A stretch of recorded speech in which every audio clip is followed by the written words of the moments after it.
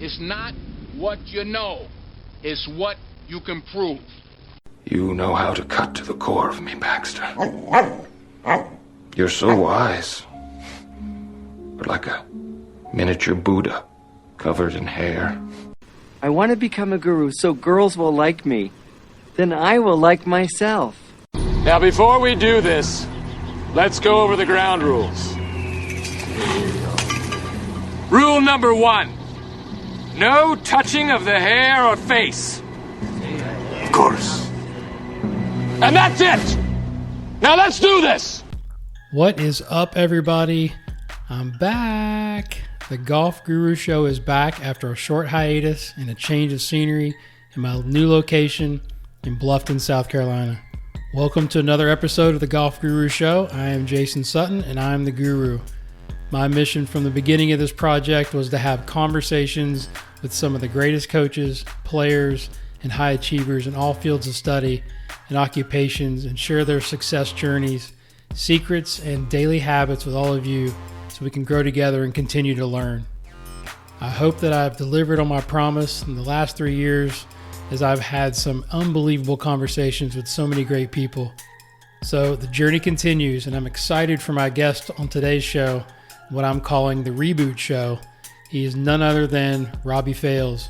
Robbie is a young superstar coach that I hired right out of college and that has worked for me for a few years, and has also recently switched locations and now is the director of player development at the Boar's Head Resort in Charlottesville, Virginia, which is the UVA Birdwood course.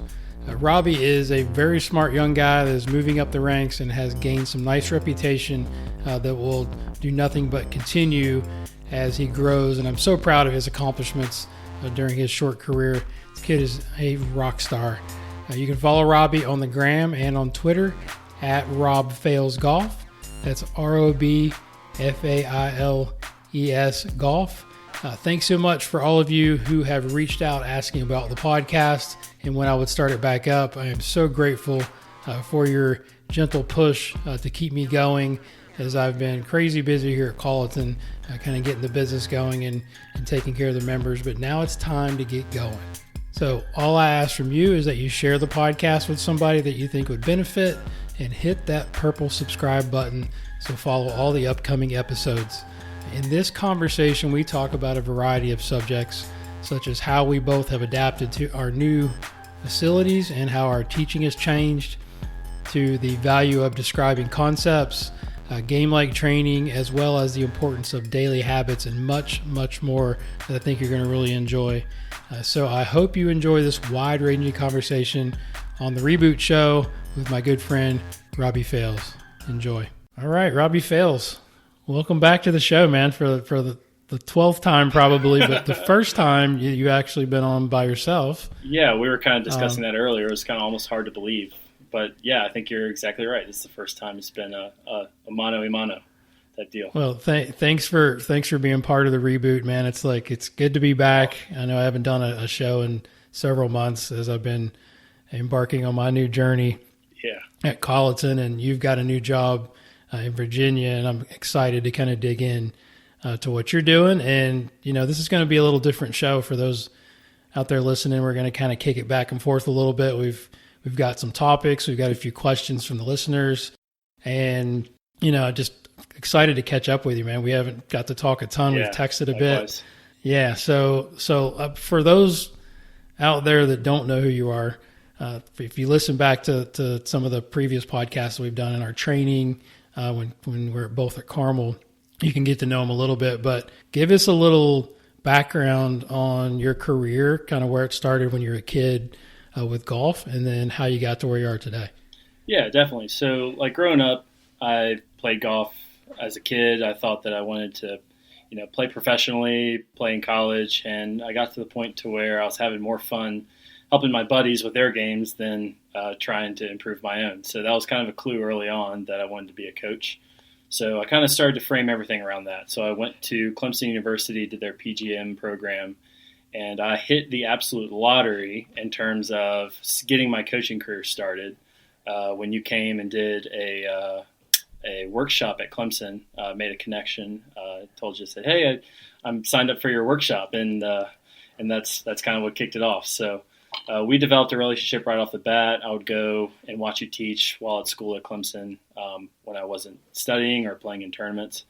And when the opportunity arose for my last internship, you were able to offer me a pretty rare opportunity to be a golf academy intern at Carmel.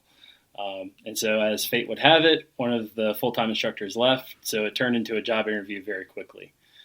So as I was there, I was able to basically interview for a full-time teaching job right out of college, which is unheard of. But to get into that environment right away with you and with everything you did to develop that culture of continuous learning at Carmel, it just put me light years ahead. And I couldn't be more grateful for you and for kind of the track that you helped set me on. Absolutely. But you did the work, man. I mean, it was, we've talked a lot about, and I know we're going to get into sort of mentors and mentees, but it goes both ways. I mean, right. Mentor's no good without the student that's willing to get better. And, I'm super proud of what you're doing now, and then really excited to what's going to be in the future for you. But thanks, so much. Yeah. Thanks so much for being here. And so talk a little bit about, your new club, tell them where you're at and kind of what's going on. And then we'll kind of get into some topics that we've discussed. Yeah. So I guess like last time we were on a podcast, you, me, and Seth were all teaching at the same facility. And now we're all three at different facilities. Seth obviously is still at Carmel, but obviously you're the director of instruction now at Colleton River Club. So first and foremost, like huge congrats on that. That is awesome. You're kind of keeping me updated on some of the stuff that you've got going on there. It's absolutely ridiculous. So a lot of FOMO on my end, and I'm sure Seth as well. But I'm currently the lead player developer, player development leader, however you want to phrase it, for the Boar's Head Resort. It's the only 4-diamond resort in Central Virginia. It's in beautiful Charlottesville. We're semi-private, so we have members, but we also have the public who can come and take lessons from us as well. And that has just been a huge blessing. I just could not be happier where I'm at. We've got a brand new golf course. So it just opened up last year. It's a Davis Love design. It's a championship course. We've also got a 6-hole par 3 course. We call it the Nest. So the longest holes, just like us. Exactly, yeah. So the longest hole is 135 yards. So, after work on some of those long days, just taking a few wedges and walking around the course is a pretty awesome way to end the day, that's for sure. That is cool. And then we've also got an 18-hole putting course on the back of the clubhouse. It's the largest putting green in the state of Virginia. Basically, it's like kind of what Pinehurst has, right? So it's got its own, like each of the flag sticks have numbered holes on them. So it literally takes you around. And if you kind of look from the back patio, the green is the same shape as the Blue Ridge Mountains in the background. So the whole facility is in the mountains. So it's a really beautiful spot and something that we're really, really blessed to teach at. We're also able to use many of the practice facilities that the University of Virginia uses because we're their home course. So I've gotten to know the coaches at UVA really well. They've been really awesome to get to meet and get to know more about. And we're just myself. I've got to give a shout out to Hunter Brown, our director of instruction. He has just been awesome to work with. He's very like-minded like us. He's all about getting it right. So we have some pretty awesome in-depth discussions like you and I used to have during work. So that's to have that now and to be able to coach with Hunter and the whole staff at Birdwood has just been phenomenal. That's sweet, man. So you guys, UVA's got a new teaching facility, right? So I did. Like that's the thing. Like I literally gloss over like some of the most important parts. Like it's a 7-bay learning center. It looks kind of like the Sea Island one. But you got two TrackMan bays. You've got a putting lab in there that's got the tilted surface. Where we have sand putt lab, so I've been able to still use that, which has been great. Nice. But then we also have a short game facility, which is huge. I mean, we've got 4 greens, tons of square footage with different styles of grass. We've got bent grass, Bermuda, Diamond Zoysia. We got really long fescue, bluegrass rough. So you name it, you can practice it here at at our short game facility. So it's pretty awesome. So cool. Yeah. So, all right. So the first question that we talked about was like, how has your coaching, if it has changed at all, how's it changed in the last month? I'm sorry, 6 months to a year. And have you added, obviously you've added some tools because you got a little bit nicer facility, it sounds like. Definitely. Anything you've done certification wise, technology, research that you want to kick around? Ooh, all right, here we go. I'll take a drink real quick. Gear up for this one. Yeah, what are we drinking tonight? We gotta share that with us. All right. Is that a local? The really important questions here. So we've got in Charlottesville, Devil's Backbone is kind of the flagship brewery, or one of the most well-known breweries in this area. And so in the prep, I did the Oktoberfest that just came out, and it is really, really nice. Good. So I did that one first, and now I'm just drinking the Gold Leaf Lager. It's just really kind of standard. The listeners would be very disappointed that I'm not drinking wine tonight. It's a little warm right now still in Bluffton. I'm actually drinking a White Claw. So that is disappointing. You are drinking something, right? It would not be. Oh yeah. It would not be a podcast if there weren't alcohol consumption on either side. It's not optional. That's right. That's right. So in terms of how my teaching has changed, first off, yes, dramatically, it has changed a ton. And the main thing that has been the catalyst of that is the clientele. So being a public facility, being a resort, there are people who come, who stay for maybe a week. And many people that come and stay, they want to take lessons, but they've never played before. All right. We have people who are coming into our academy who have never held a golf club before. And so the amount of beginners that I'm teaching has increased exponentially. So obviously at Carmel, right, most of the folks that we're seeing, we get still some beginners, but for the most part, we were teaching golfers, right? People who already have the context behind why they're here. But many people, they take a golf lesson and they show up and they say, all right, I'm here for my golf lesson, right? There's no ability to ask them, okay, so what have you noticed in terms of your strike pattern, right? Because those questions just aren't relevant for those people. So what you have to do I always told you guys. I'm sorry to interrupt you there. I always told you guys that you're going to learn more from teaching a beginner than a tour player in most cases, right? There's I'm no excited doubt. to hear what you've learned. There's no doubt, and I think it doesn't really matter because I feel like I am just tenfold a better instructor than I was when I first started teaching. But I'm still learning exponentially more teaching beginners than I ever did teaching golfers. So the main thing that I have learned is that they have to have context behind whatever it is that we're trying to do. Period. If there is not context that is a prerequisite for instruction, then they really don't have any chance of retaining it or learning it. So oftentimes what I will do is for someone who shows up for a golf lesson who doesn't know what they need to work on, I will introduce them the game in a very small context. So that's where the par 3 course is huge. Because you're saying, okay, here's what a golf course is. Here's a tee box, all right? You have no idea how many people don't know what a tee box is, okay? This is why you use a tee. This is how you hold it in your hand. This is how you put it down in the ground, right? This is a club. This is a club. This is the handle. This is the shaft. This is the club head. The part of the club that hits the ball is this part right here that has the grooves on it. It's called the club face. And you would not believe how many people just are like, whoa, I have no idea. Like, I had no idea. I believe it. And, just really elementary, simple stuff that you and I would probably normally take for granted is just, so important to get introduced to these people. Because otherwise it's like, why would I ever have them think about anything in terms of technique if they do not know how to simply make their way around a golf course. And so we talk a lot for these people. We talk a lot about how the club works, what makes the ball do what it does. We talk a lot about when to use certain clubs. We get them in situations where they have to make choices. And then as we start asking the questions, we can say, okay, well, what about this task was difficult for you? What could have been better? And then that's when we can start a dialogue of, okay, well, what do you need to work on? All right. So many people need to work on getting the ball in the air. Okay. You got to define the simple goal, right? Right. It's like when we give them enough situations on the golf course, the necessity to get the ball in the air becomes evident.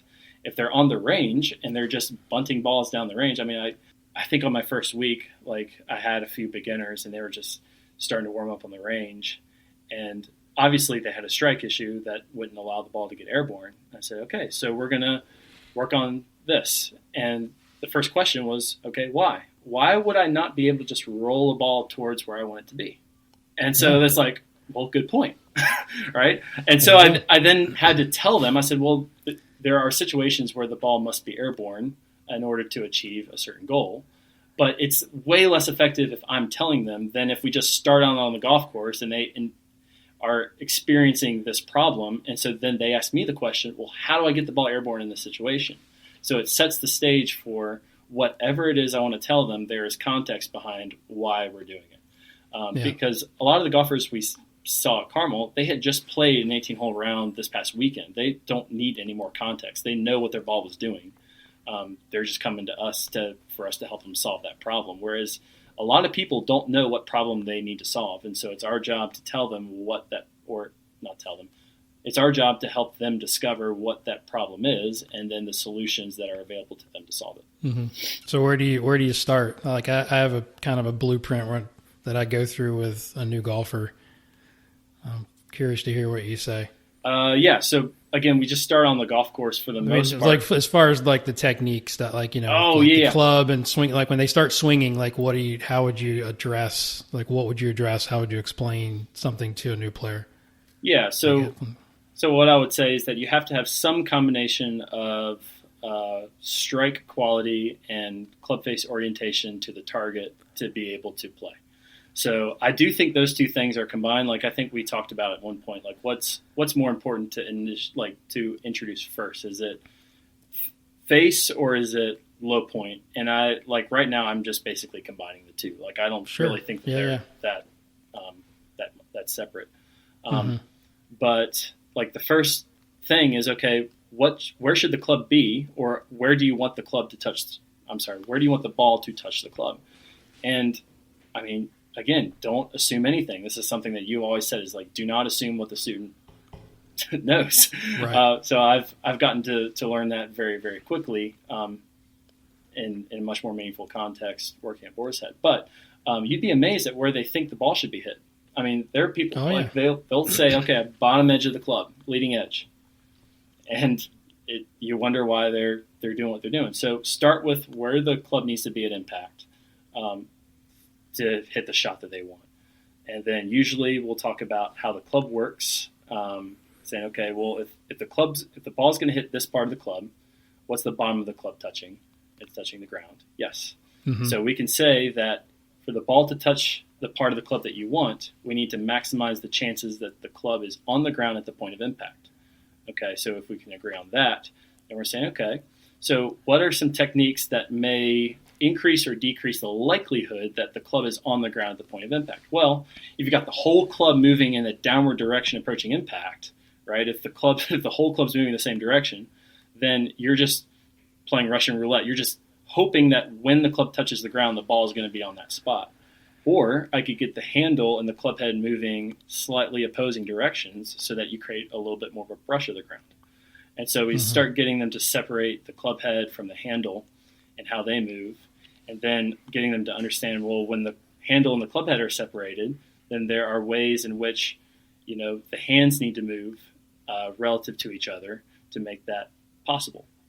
So starting very much in terms of educating how the hands move in space, or how they move relative to one another, just to get the club face to contact the ball where they want, right? And then as soon as they're able to understand, okay, this is generally the pattern of how the club moves, great. How can I get my body to help coordinate that in a more efficient way? So it's all going back from the club. What do you believe the club needs to do? And then how can I move to organize that as effectively as possible? Yeah. Yeah, I like that. I mean, it always show them how the tool's built. There you go. You know, the angle of the shaft. You know, it's sort of a circle-ish looking motion. You know, it's not a straight line. Yeah, it's interesting because then you start talking about like where should you hit the ground, and even like intermediate golfers sometimes say, "Oh, behind the ball," or like they will absolutely say that. Yeah. Yes, yeah. I mean, you hear that all the time, and I've sort of, I mean, again, depending on the player, even beginners, under the ball works. You know what I mean? Like it really does. I mean, you can't get, you're like, what? You're not hitting 4 inches in front of it. Like it's not, it's just not going to happen a lot of times. So sometimes you got to be careful not to ask too much. Yep. For that new player that, again, it's I always say the goal today is to get it, airborne and forward. Yes. Right? It's like out of the building. Yes. So true. Tee it up if you have to, right? It's like success early, I think, is critical. Without a doubt. Yeah. Without a doubt. And then in terms of like tools in the toolbox, oh man, that's a big one. I mean, I think recently some of the Dr. Bull info that I've been really delving into has been super, super helpful. It's got me to think a little bit different in terms of how the ground reaction force data shows up. I think sometimes it's simple to assume why a force looks the way it does. And I think you can't really always assume why that happens. So I think I don't know if I have it with me, but there's a band drill that he uses that is really excellent for just if someone just needs some education about how the feet and the legs work against the ground. There's a great way to tie a band. It goes from that you have them stand on it with the left foot, and it goes around the outside of the right hip for a right-handed golfer, and it goes around the back, and then around the midsection, underneath the trail shoulder, and then to the front. And so, again, it's so simple because at that point you basically just say, "Hey, can you just stretch the band for me?" I mean, it can't be any simpler than that, but it does an alarmingly number of good things for people, with making it a little bit more of a right brain activity than a left brain activity in terms of putting their attentional focus more in terms of what their body's doing. And the good thing about the band is that you can kind of turn it into a rhythm, so you can get them to kind of understand that, you want the stretch to happen with a certain rhythm. If you try to stretch it abruptly, then bad things happen. So you can kind of get a little bit of a 2-for-1 there with the band drill. Gotcha. You still using the rope? Definitely. Yeah. I'm still using the one you ordered. Yeah, I saw that. No, great. The great part about the rope is, again, I'll go back to context, is that there are a few things that can improve the pivot while also getting them to understand why it would be useful to do so. So the cool part is that when you say, "Hey, can you just use the rope and hit a golf ball with it?" It's really difficult if someone doesn't know how to energize their hand path. And it's just, it does so many good things, and it's always in the context of striking something. That's one thing that's a good point that Hunter made the other day, is like, the task really doesn't have to be different. When you hand them the rope and say, "Can you figure out how to hit a ball with it without slapping the mess out of your back?" Right. And then once they figure it out, you just give them a different tool and said, "Hey, can you make the same swing?" So I think that's a really good point, is that it's in context. A lot of these pivot drills, the cool thing about the band drill for Dr. Bull is that you can hit balls with it if you tie it around the part that goes over the mid part of your body. You can actually hit balls. You can actually hit balls stretching the band. So that's what I really like about it. Gotcha. But like, I don't really ever do like the club across the chest and rotate, because like Hunter says, like, there's no context. Like now the task is changed completely when you put a club in their hand and put a ball on the ground. So it's all about, for me, understanding why you wanted them to do, or for them to understand why they need to do what you want them to do. And then from then you can start to make some progress. Yeah, I still use that occasionally, not a lot. I mean, the club across the chest, I mean, probably for newer players that kind of just need to know how the body's going to move, even if they don't have a club in their hands. Sure. Because if not, they're not going to just magically do it, right? Because it's just they have to have some idea of like where their body parts are going to move and how they feel, and but that's why pretty quickly you better. Yeah, that's why I love the Dr. Bull drill because exactly, you almost you put them, you're putting them in a stretchy cast, right? Because literally to stretch the band, they have to, I'll call it, spirally load the slings of the body in a way that gives you kind of a nice centered pivot with some inclination to the ground, which is kind of what we're all looking for. Right. I love it. All right, so your turn. You throw out one of your topics. All right, so just gonna go back and forth here. I'm throwing this right back at you. So, as I open this up, how has your teaching evolved since we last taught together? You see how original our questions are here. So, but it's a great question, and it's something that needs to be covered. So, we didn't even talk about it just a few minutes before, so they just kind of overlapped. But so I think just like you said, we adapt to our clientele and our environment, right?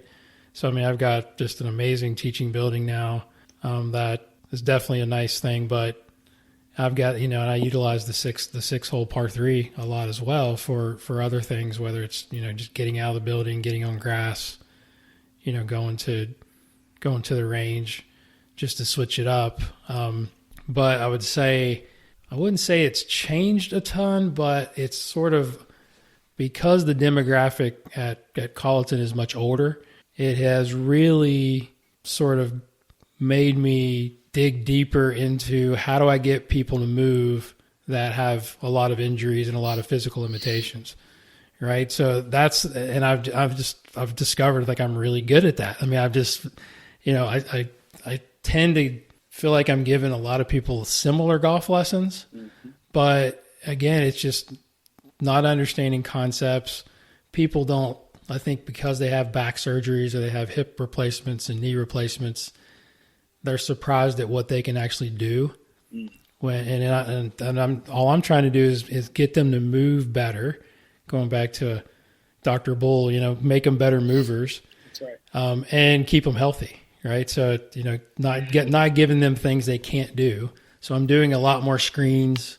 I've got a great team at Colleton as well that screen Mike Grunder and his staff is phenomenal. So they'll screen my players if they see him first, and they'll send me the information of what they find. Yeah, but then awesome. I'm always doing, little tests on players after I've done the interview process, and it's just they're kind of surprised at like how long it takes me to actually give them information. I think for whatever reason, like the people are talking about, like, he's going to have you hit balls, and he may not even say anything for like 10 or 15 minutes. And I'm like, I'm gathering data and I'm gathering information. You're solving the problem.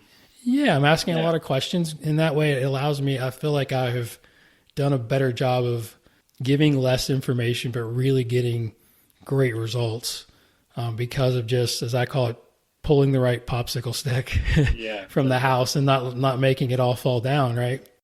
And it just gives these people incredible hope because they get better really, really quick. But that's probably been the biggest. Do you have some case studies that I'm putting on the spot here? But wow. I mean, again, there's so many. I'm not going to mention any names, but I mean, there's so many cases or lessons where the typical player is they're losing distance.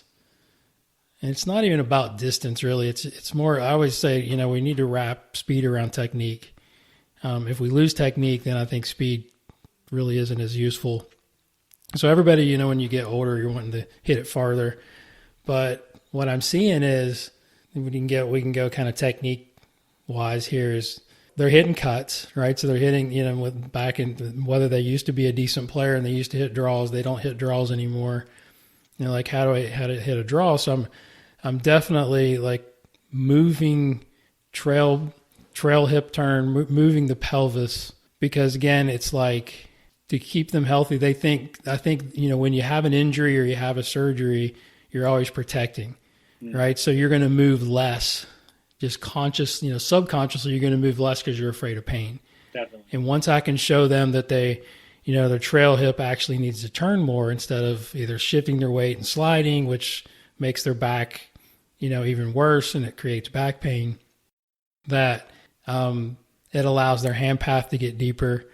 That's the other thing is, I've spent a lot of time hand paths going, out a lot, moving the hand path in, loading number 4 accumulator early, and getting them to rotate where their hands get deeper.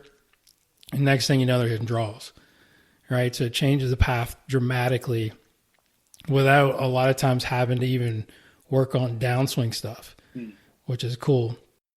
Not that there's a lot of transition work that I do as well, but that's probably been, if there is a common denominator of the players that I'm dealing with now, mostly, it's not, I still get there's some younger folks and got some kids, and, I've picked up 3 new tour players, I think, since I've been there. Nice. So yeah, awesome. so I get a decent amount of variety, but the majority is, taking care of the members, and that's probably 80% of what I'm doing is just getting people comfortable with the ability to actually rotate in their backswing when they didn't think they could do it.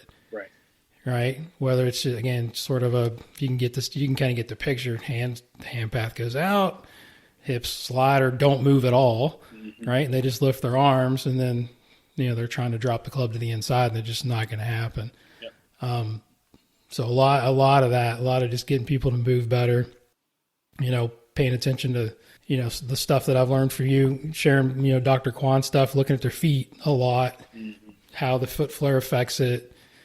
How the knee flex changes. A lot of that stuff is just, things that I just really, really pay attention to. And I can get people hitting the ball really good pretty quick. Awesome. Yeah. Definitely. Yeah, I've seen that. Yeah, definitely. For sure. So let's see, what else? What was the other part of the question? It was just how it's changed. Yeah, this might be a follow-up to that, but what are you currently most interested in? What do you find yourself thinking about the most on the lesson tee these days? Trying to get old people to move, man. Really, it's like, I'm fascinated with, because there's so many members that are really, they're really good players, and you can see it, right? And they get, they're frustrated because they're not as good as they used to be. And I'm just trying to find, little drills or, little, things that I can do to make them change. Right. And I think, like you said, regardless of the player and their skill level, it all starts with concept. It's giving them the right information. Right. So it's sifting through all the stuff that they've learned and they've been trying to do. And it's just like, and then just basically shooting it down, going, all right, so this is, that sounds great, but this is really, that's what's holding you back is really what you've been trying to do. Right. A lot of people are doing exactly what they think they're trying to do, and it's just bad information, or it's just the wrong stuff, right? It's just not gonna make them better. So it's just guiding them down a different path to where, they start to trust, what we're working on, and then sort of buy into it, and then once that happens, then sky's the limit. I think for any player. Everybody's like, so you think there's hope? I'm like, absolutely, man. Everybody can get better. Absolutely. Everybody can improve if they have those things in place. Yeah, I think to that point, I think there's some common things I've seen in terms of what people are trying to do. I just don't know where keep your left arm straight came from, but it seems in the beginner golf circles, like if they are hitting on the range and their buddy's trying to help them out, a lot of times they're topping it or they're hitting it thin, and the first thing their buddy says is, "Oh, you got to keep your left arm straight." And or keep your head down. Keep your head down. And I don't know where that comes from, but it's just so detrimental. I'm spending a ton of time on getting people to understand how the club moves through impact and why there is a necessity for the arms to rotate through impact. And, there you go. And when the arms rotate, right, you might get some, external rotation in the lead shoulder and some elbow fold of the lead arm through impact. And I mean, it's liberating for people to be able to release a golf club for the first time. I know you don't love the term release, but I kind of use it. I kind of use it still a little bit, but again, it's the type, right, of the release. Right. And that makes me think exactly what you're saying. It makes me think of like the other thing is how do we get people to hit the ball better that are not going to get their torso open at impact or not going to get their left hip open at impact. Like you got to figure out how to, and I use the Scott Cowk's book drill. Oh, absolutely. Countless. Yeah. So it's like teaching people how to actually rotate, flexing the lead wrist, rotating their forearm, supinating, and then rehinging up through, past impact, change people's lives. You can still get forward shaft lean.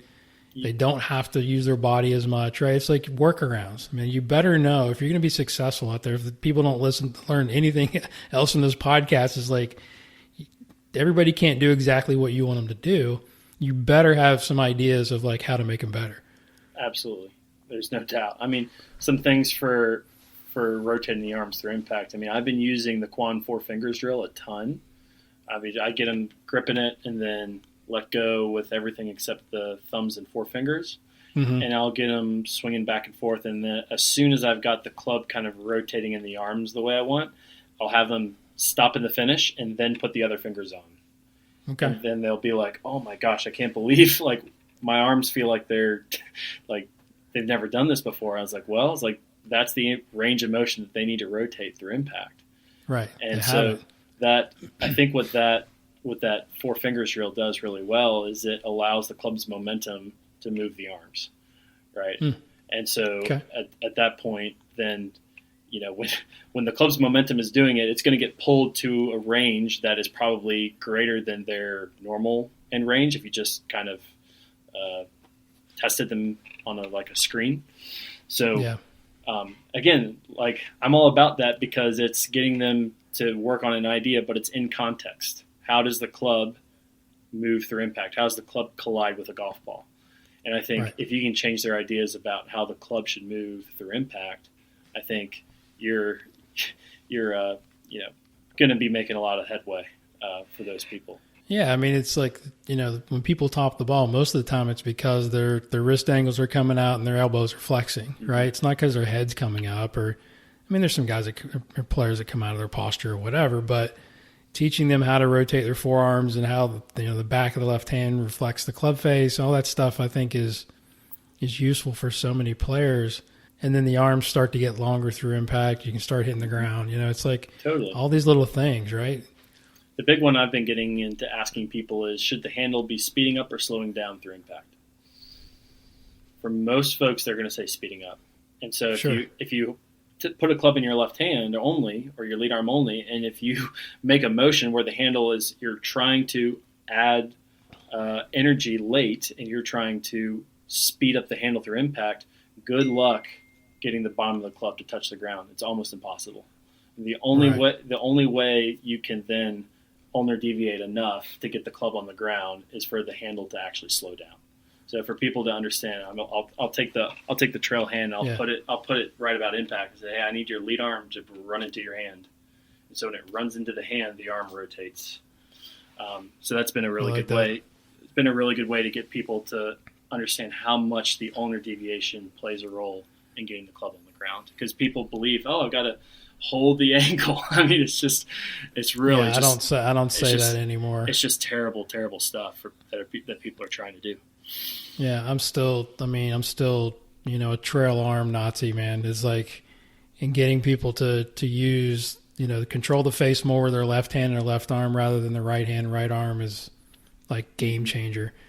Still doing like the open right hand drill, the claw and all that stuff I think it's so useful. But it's just, again, it's back to concept. It's like, when should the right arm straighten? Everybody's like trying to get the right arm straight, like before impact, wondering why they're hitting it on the shaft, Yes. Hitting the hosel rockets and don't even know why. I mean, it's like, that's the kind of stuff. I mean, and again, and then getting them to use their lead arm better you can still fix that kind of stuff even though they can't rotate, get the pivot speed, through impact if they're not able to do it. There's so many options. I mean, you can change so much lead arm stuff with the trail arm. You can change so much trail arm stuff with lead arm. I want to get into like some trail arm only stuff. So like any new ways that you use that drill, how do you typically introduce the trail arm only to a student? What are some things you're looking at when it comes to the trail arm? Like the trail arm, taking the trail arm away, or actually doing the trail arm? Putting the club in the right hand only or the trail hand only. Oh. It's funny. The big thing that I've been doing lately is just teaching people how to throw. Love it. Throw properly. Yeah. Absolutely. Yeah, totally. I'll literally, we always ask the question, past sports, what's your background? And they say they played baseball. I'm like, all right, well, throw a sidearm, throw the golf ball sidearm, and I'll film them. Mm-hmm. And just show them how their body's moving and how their, the trail elbow leads the trail wrist, and, the right wrist stays bent back. I mean, they're not even thinking about it. And, they hit a golf ball, it looks the opposite. It looks like this. It's like the trail elbow kicks out and then the right wrist is out, super early. They get flexion and impact. But the interesting thing is, like, I've been teaching a ton of ladies at the club, and the ladies have been incredibly supportive. I do weekly clinics and then just tons of, and that's where, like, you better be a little more creative because a lot of the ladies didn't play baseball. Right. So, like, what are you going to do? So I've been using the rope with the right arm, only using the rope. I love the rope. Mm-hmm. And I'll actually go, all right, have you ever thrown a Frisbee? So I'll use a Frisbee throw instead of a shout out Seth Murs. Or Joe Mayo, right? So the left arm, the left arm sidearm throw with the backhand. So that's a couple of the ways that I've been doing it. But I mean, honestly, it's just like you gotta test them, right? You gotta see what they can do. And like, all right, just make a swing with your right hand only. Is just see what's going on. Yep. I can't, off the top of my head, I can't think of anything new as far as I've been doing. Again, it wants a lot of just a lot of impact stuff, right? Where I won't get them as open as I would like them. I'll show them how the club basically just freeze frame it. The snapshot and drill that I like to do at impact, and then have them just hit chip shots and pitch shots from there. Definitely is a good one. Sometimes I'll do open hand with the left hand. So I'll just have the right hand with open hand with the lead arm as well, just so it stays together, and they can kind of feel the club head. But yeah, and what about you? Anything new with so trail arm? For sure. So this goes back into Dr. Bull, to be honest. So he's the best. He's got him back on the show. For sure. There's no doubt. So, he has a couple really good we actually got into a private chat with him. So we really got into talking with him about some of his preferences with the trail arm. It's been really, really interesting to see some of the just things that I've always kind of had preferences with that I've started to kind of rethink. So like the big one would be like backswing depth. So for most folks, especially for the ladies, I'm actually giving them less depth in the backswing than usual. The reason that is because when you look at, hopefully I can stand up with my So typically the way that they'll get depth, especially if I give them the right arm only, is they will basically use the fingers of the right hand to go this way. So you're retracting their right arm. Yep. So basically the elbow is going to move back behind, and if you can kind of see the humeral head is going to move forwards and up. So at this point, basically, the right hand is only in a position to push and apply force down in the direction of the golf ball. Yeah. So one thing that I look at quite a bit now is the depth has to come more from the pivot as opposed to the right arm. So when I get them to go right arm only, I'll actually have them say, okay, I do not want the upper arm to move much. And if anything, all it's going to do is kind of rotate in this way. So if I get the bicep to rotate in and the elbow folds, what's interesting that I've noticed is that the hand starts to go more out than normal. Mm-hmm. Okay, so the hand is going more out and up. And so when they combine that with a little bit of pivot, the hand isn't nearly as deep as what I used to teach. So what it does is not only does it give them a greater ability to basically unload the right arm the right way, which we like kind of a reverse bicep curl. Yeah, exactly. Type of Reverse idea, bicep curl. as opposed to going out towards the ball. Gotcha. But Yeah. but what that does is by having the elbow work more this way, is that they get that, but then they can also safely arc the hand path up and in through impact, which tends to really help low point. Like for most ladies, you can get them to understand that the handle is going to be further out before impact than it's going to be at impact. Basically, getting the handle of the golf club to work left through the shot. Yeah. A lot of really good things happen when you get the handle working inwards, and getting them to understand how to do that safely. So yeah, I've been pretty surprised at how well the right arm sequence. So it's basically without the upper arm moving a ton. The dominant motion of the right arm is going to be mostly external rotation. So I really like seeing the hand go further than the elbow in this initial piece, as opposed to the elbow and the hand kind of piggybacking off one another. Yeah, and that's the thing where when the player can't do that, when they can't internally rotate. There you go. Yeah, their right shoulder, or externally rotate, I guess, is the other way, right? So that's when you've got to make some adjustments, right? So you definitely have to get them to move their pelvis more to get depth, rather than their arms being able to move behind them. But yeah, I don't try to get depth as much. I try to get depth early with the hand path, but it's not. I don't let them suck the right arm in behind them. You know what I'm saying? Like I try to get depth with pivot. Yes. Just like you're saying, right? So like, I just don't know. I mean, I haven't seen too many, unless it's like a really, really good player that can shallow the club enough if the hands aren't reasonably deep. You know, that's just what I'm seeing. For sure. And like it's kind of faked me out a few times, because it's like, okay, you see the hands getting deep, and if I'm not paying attention to how they're doing it, then it can cause quite a few issues. And again, that gets back into our clientele, because I'm teaching a lot of college kids who go to UVA. Yeah, so different than me. Exactly. Right. Most of the folks that I'm seeing can move the way that I need them to move. They just have no concept. Right. For this part. Gotcha. That's good. That's a good one. All right. So what else did you have there? I know you threw out a couple.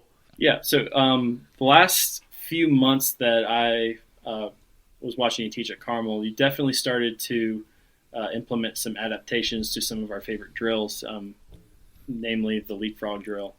But I was putting. Yeah. And it doesn't have to be putting, but I was just curious if there are any adaptations to any of the tests or drills that we tend to. You already mentioned one with. I'm going to definitely experiment with the open lead hand tomorrow, by the way.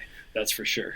But just curious if there are any new ones. I'm trying to think. Yeah, we talked about this before, and I couldn't, off the top of my head, I didn't think. And shout out to JG. I got that from JG, the string on the side tilt with the leapfrog, just trying to make it more difficult. And a lot of times you can't even get to that, right? Unless you got a really, really good player. And I've got a few of my tour players who are starting to do it because they need a bit more challenge in their practice.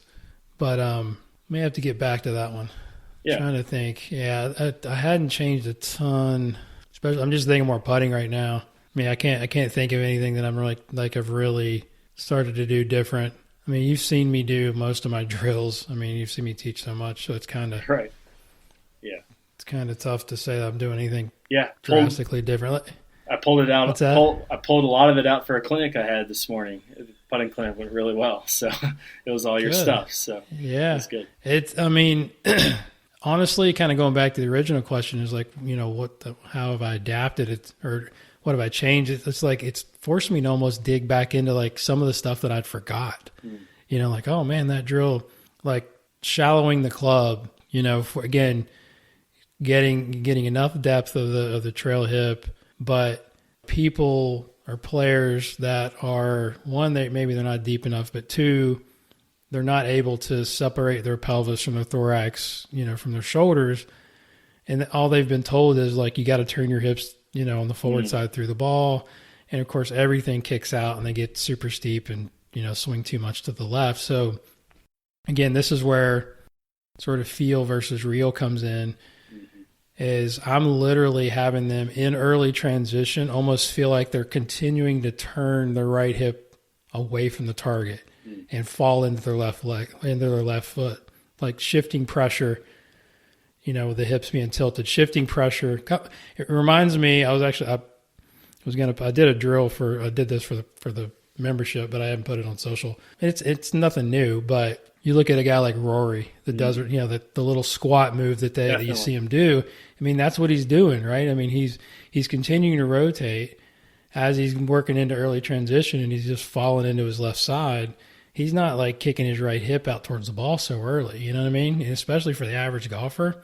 But you tell him that, and the concept doesn't make any sense. You're like, you're telling me to stay close to the target longer? I'm like, trust me. I mean, I had a guy that he's really good, but Kevin King is one of our best players. He's in his 60s now. He played the Champions Tour, and he's always had trouble shouting the club out. He's always coming a little steep. And I gave him that feel, and I mean, unbelievable. He picked up 15 yards on his driver in like 2 swings. Wow, that's awesome. And he actually got the club swinging, from the inside. He goes, that's the way I used to feel when I played great. There you go. I mean, it's stuff like that. Isn't that just like your favorite feedback from players? Like when they're like, "Oh, that reminds me of how I did it when I was playing really well." Like, okay, well, that's unbelievable. Yeah, it's just I always say don't let better get in the way of best, right? Everybody thinks this is off tangent, but even average golfers think that if we're not giving them something new every single lesson, they're not learning. Right. That's a bunch of crap, right? I mean, I'll tell them, go ask a tour player and ask them what they're working on.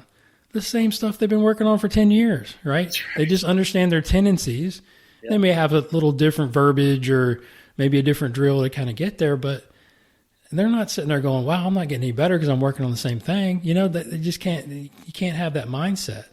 So it's like, just because we're not giving new information every single lesson, that's not what you pay us for. You pay us to help you get better and help you, guide you on the journey to learning. That's right. And it's not a quick step, man. It's like, take your time. But yeah, I hear that all the time.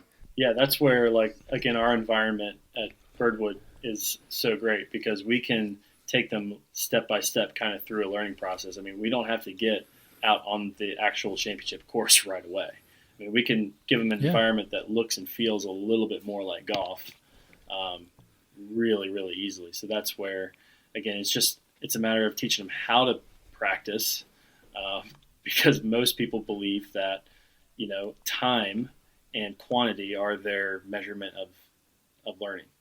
And we can get them to understand that that's not the case, then sessions start to look a lot more like training. Like if you were to go see someone, Olympic athletes start to train for something, they start to look a lot more like that than going into a classroom and getting more information. Yeah, I mean, I'm still using the game-like training stuff that we were using, before I left. I mean, that's where my long-term programs, people, now they start to understand, it's like every session is going to look a little different. I might not tell them anything new.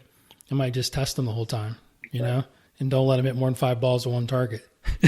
Or give them some consequences, give them, some spacing and, all that's, and like I said, change the environment. And if things aren't going well, man, I'm out on the grass, or I'll take them on the course, or do something just to change the mindset and just change the logarithms of like where the information is flowing. That's right.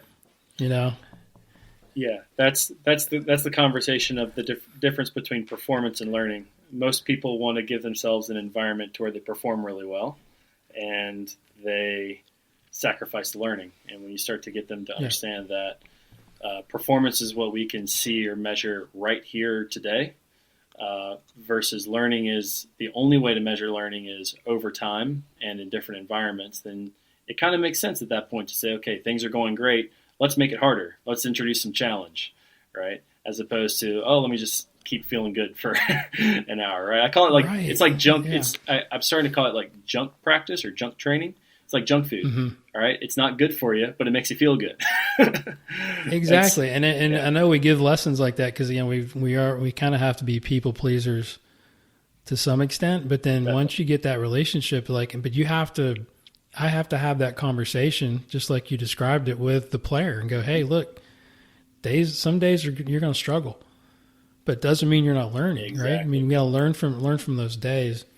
Go through that real quick for the people that don't understand what we're talking about. There's the three areas of the game-like training, and then why that's important, because I think it's really worth mentioning.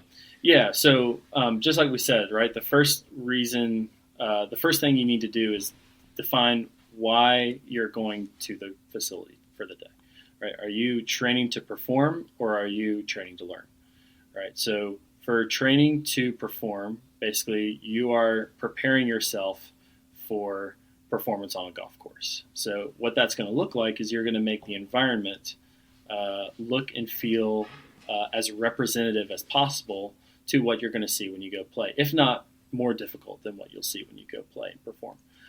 Whereas if you're trained to learn, then there is a new skill. There's something that you don't currently have that you're attempting to acquire.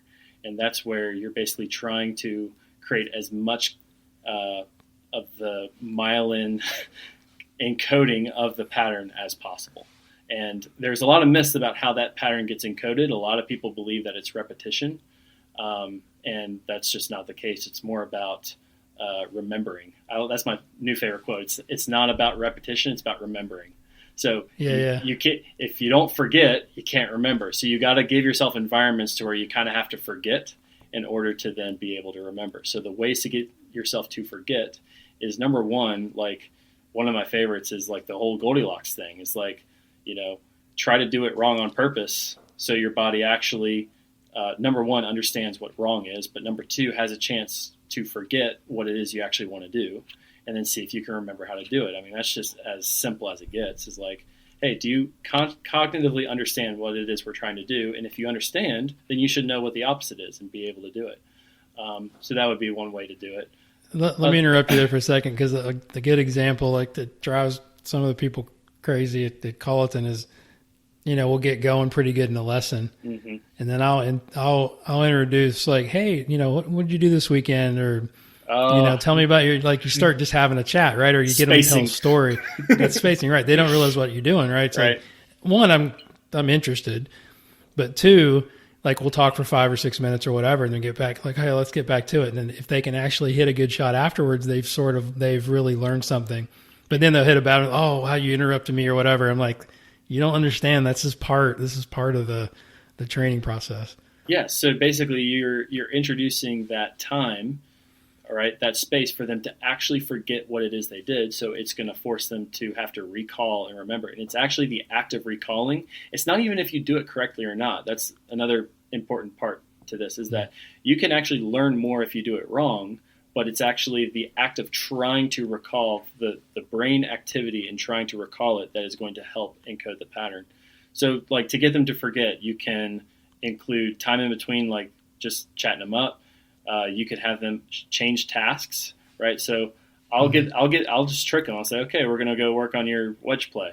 And then we come back, it's like, I got news for you. We weren't working on your wedge play. We're giving you a chance to now improve your full swing, because now you're going to have to do the work again to try to remember where we got to. And then the last part would be creating a stressful environment through a challenge point. So this is where, like, the consequences and the outcomes come in. And really, we have to be the measure of this. Like, the research shows that between a 30 and 70% success rate is where you want to stay to kind of retain engagement. So, like, if we're doing a 5-ball set, hold on a second. Say that one more time. You get broke up there, so I just want to make sure they get this. Sorry, yeah. So, like, we have to be able to design the environment to best suit the person in front of us. So, like, the research shows that between a 30 and 70% success rate is where engagement tends to be retained. And engagement is really what we're after here. So if you're doing a 5-ball set, which we all love, if you're doing 0 or 1 out of 5 correctly, your challenge point is too hard. Either you have too much spacing, too much variability, or the challenge is too hard. So you have to do something to make it easier, generally speaking. If they're succeeding more than 70% of the time, then they're going to get disengaged because the task is too easy. And that's where you say, okay, well, you just did 4 out of 5, or you did 5 out of 5 correctly. Now we have to make it a little bit more difficult. And it's not because I'm trying to be hard on you. It's because I want you to actually learn the thing that we're trying to do. And to do that, we have to have a little bit of stress, a little bit of challenge. And so hopefully, if you can kind of frame it that way for them, then they'll thank you for the struggle and the frustration instead of saying, why did you just mess me up? Because, again, that's a fixed mindset. That is someone who cares about the performance that they can see and measure right here, right now. If they think that I am as my performance is in this moment, then they will do everything possible to make their performance right here, right now as good as possible. They'll have zero spacing, zero variability, zero challenge point, because they know that without that stuff in their environment, they're going to be able to perform. The problem is that they are robbing themselves of any learning opportunities whatsoever. So we have to get them to understand that we're asking for a growth mindset as opposed to a fixed mindset, for sure. That is perfect. Yeah, that's right. But again, we talked to Ian about this. Highfield, shout out to Ian. Yep. On the podcast, and he, it's like getting people to like believe that. It's not that easy.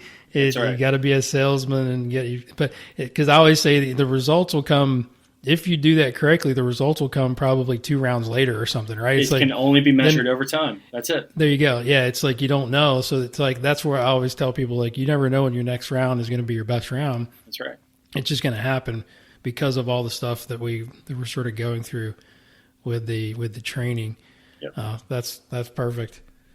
All right, what else do we have? We could talk about programming. Yeah. A little bit. You want to do that? Yeah, kind of like with your clientele, what are some new things or anything that you're doing to kind of spark some excitement around the club? Yeah, so because the question I've been getting from a lot of my friends is like, I'm interested to see like going to a new club and, sort of changing some things around. Like, what are you going to do? And my boss, Eric Schultz, is great. Like when I first came in, I kind of was thinking, should I just throw all this stuff out there now, or should we kind of ease into it? And we both agreed that let's let you get used to the client, to the members. Let's build some relationships, and then I can really take sort of that, we call it the 30,000 foot view of like, all right, what's going to work? And you never know exactly, but it takes a little bit of pressure off of like jumping in and going, hey, let's force these programs down their throat. So I literally took 3 months. I think when I start March, April, May, I started in June. Long-term programs, very similar to Carmel, but a little bit kind of condensed. So I'm doing like 3 levels of long-term programs, which is just a 5-hour program, kind of basic. And then I'm doing a yeah, exactly. Yeah. What the heck am I calling it? It's calling it something else. I'll have to look. But yeah, a jump start. I'm calling it jump start. Yeah. Nice. So and then level 2 is like the 10-hour, and then you get supervised practices, right? So it mixes a little bit of group stuff in there for those folks, which has been really good. And then level 3 is for the really serious player is 3-month unlimited.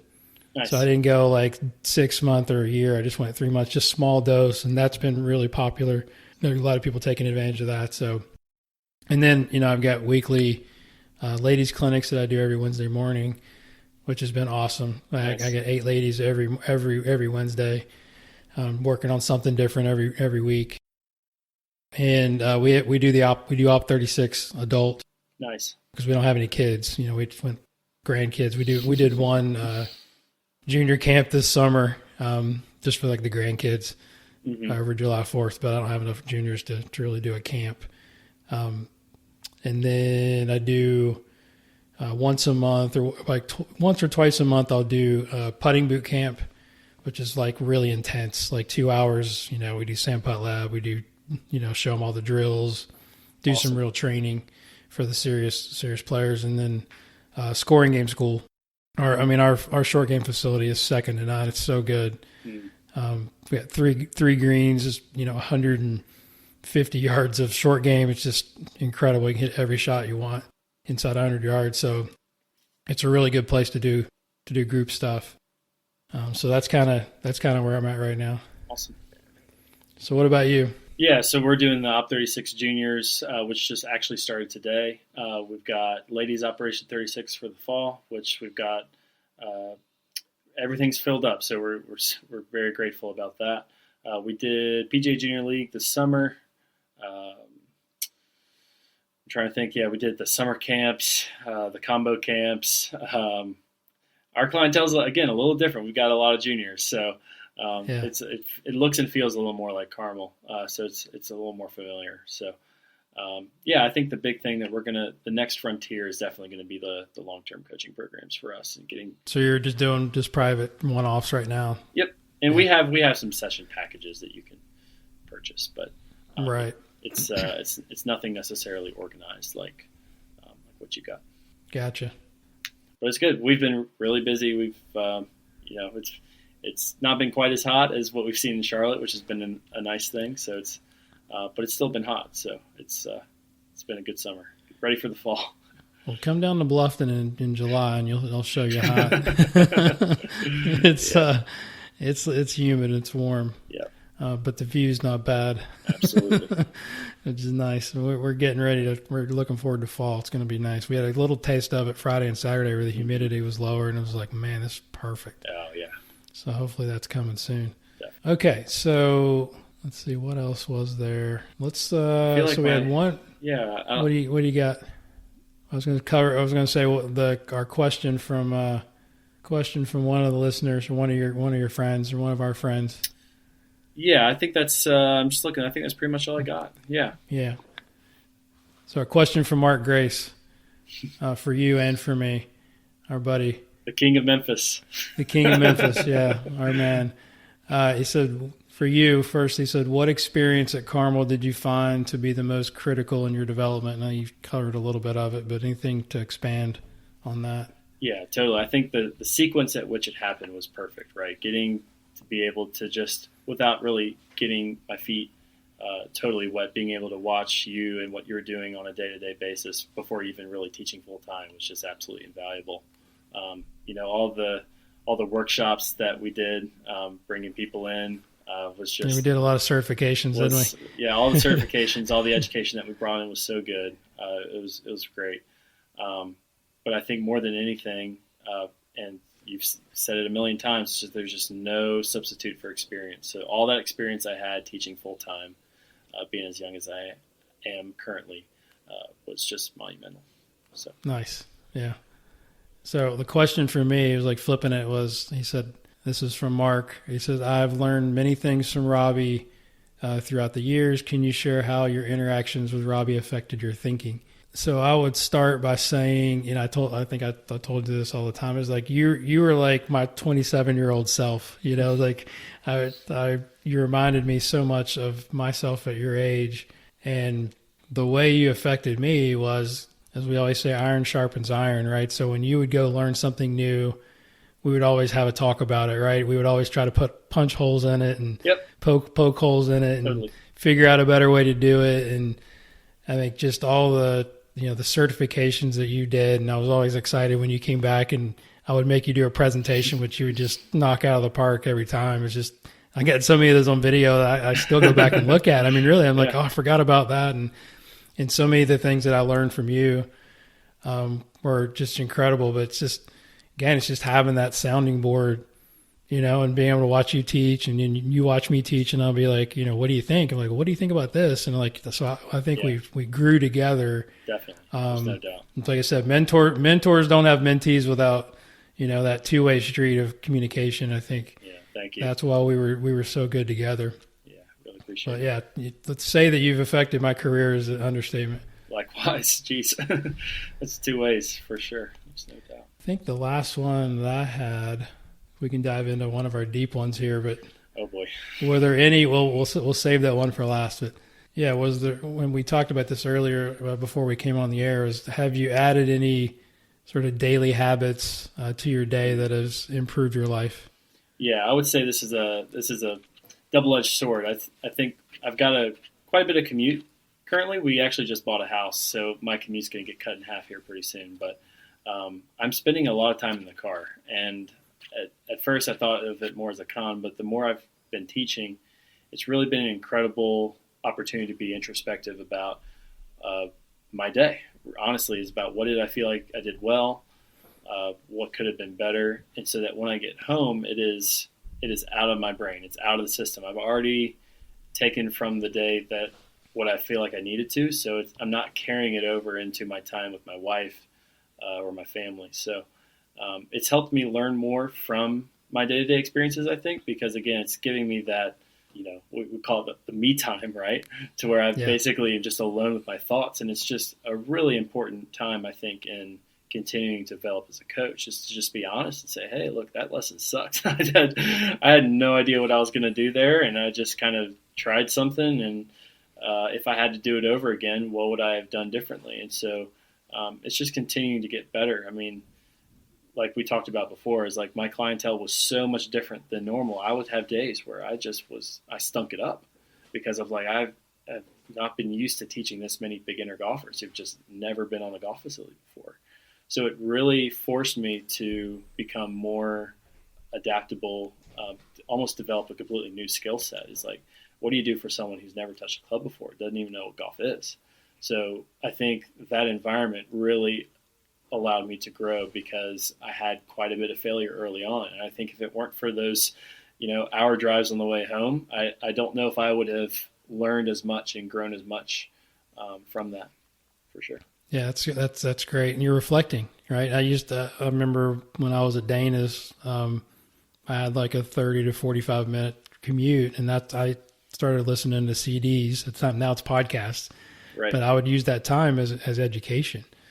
Right. I called it bread for the head, right? So it's just learning, putting something in your head that's going to help, or again, just thinking about it.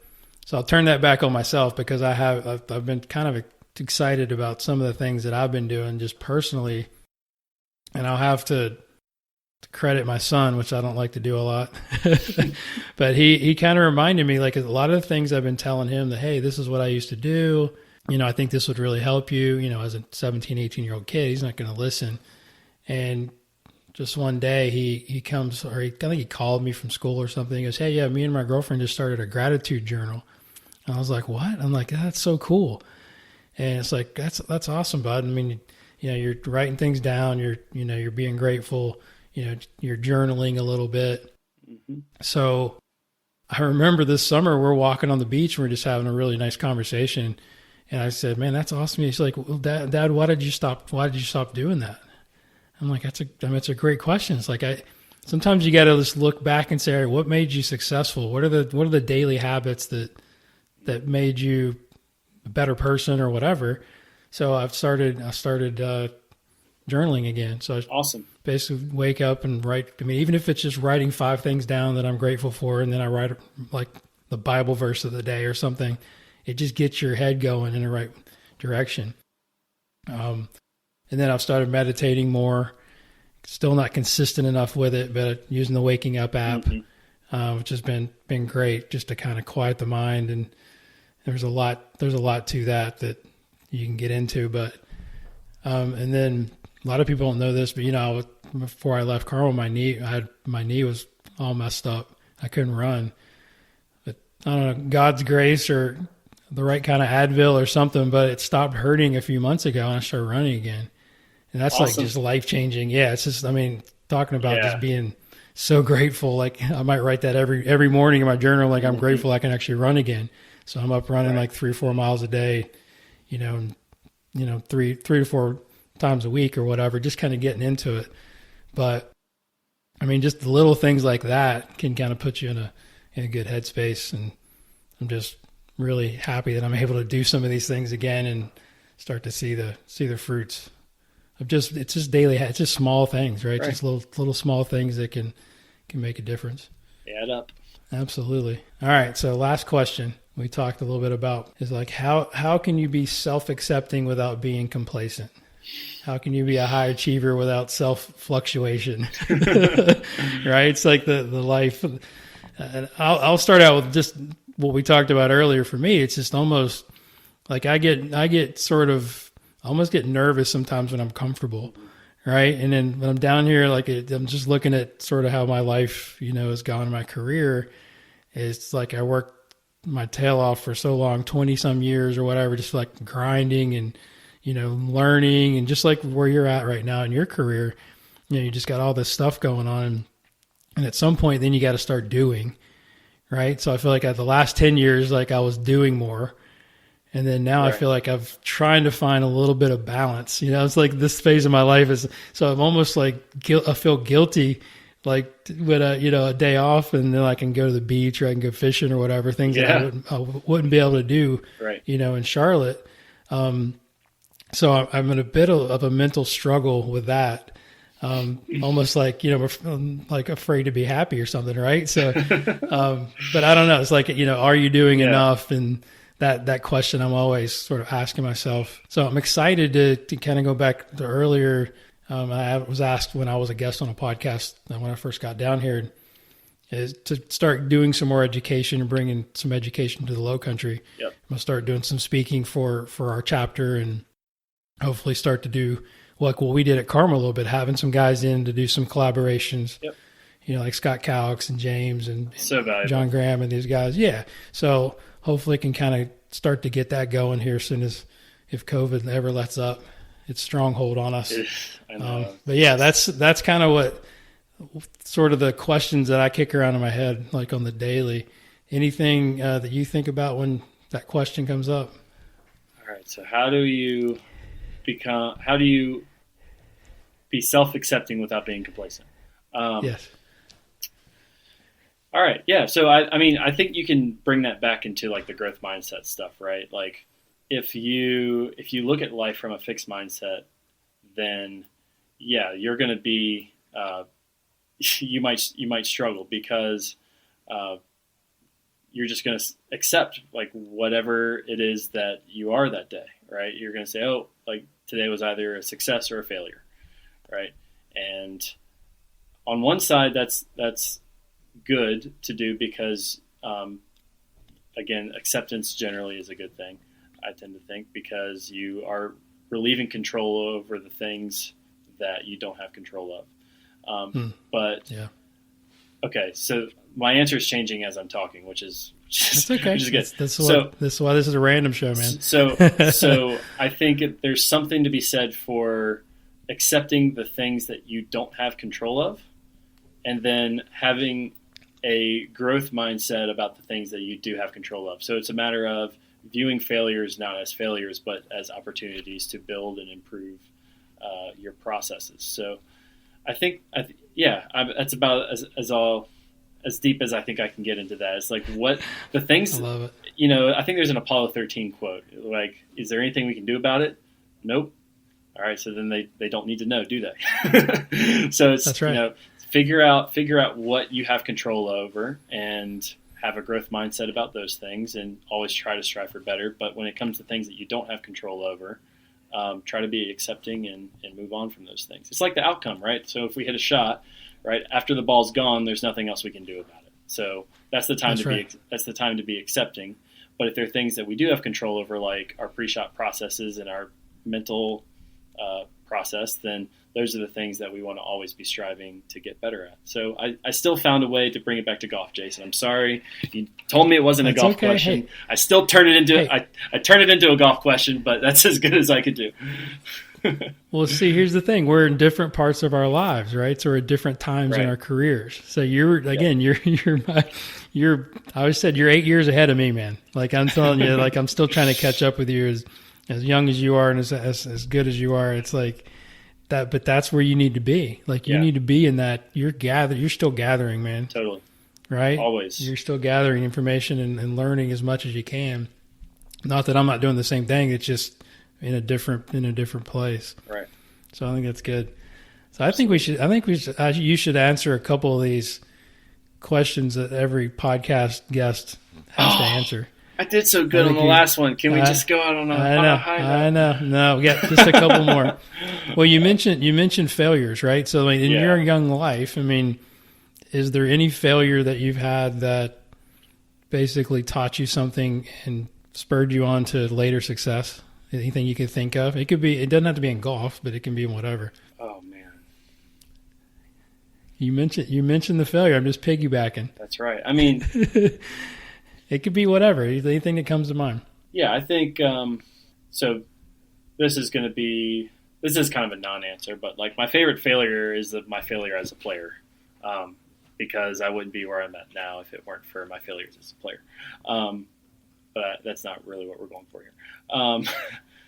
No, that's valid. Yeah. I mean, that's perfect. That's a perfect idea. Yeah. It's like you look back at some of the things that happened to you and you're like, wow, that was rough going through it. But like you said, you wouldn't have the success that you have now if it wasn't for that. So that's a good one. Yeah.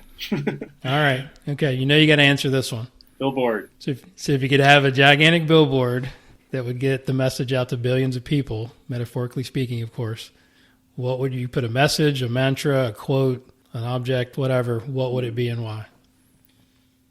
So I have my answer that I want to give for the podcast, and it's still brewing as far as like a real deep, question that I would put on an actual billboard. My podcast answer is do less. For those of you that don't know, Kunu said that. Yes. Yeah. It is something. Sarah Marshall. There's not a day that goes by that I do not say that at some point. Just do less. Love it. Me too. God, it's just. You want another billboard? Somehow I was able to rip myself into two answers for the same question. Golly, I'm actually angry at myself that I didn't really think about this because I should have known that it was coming.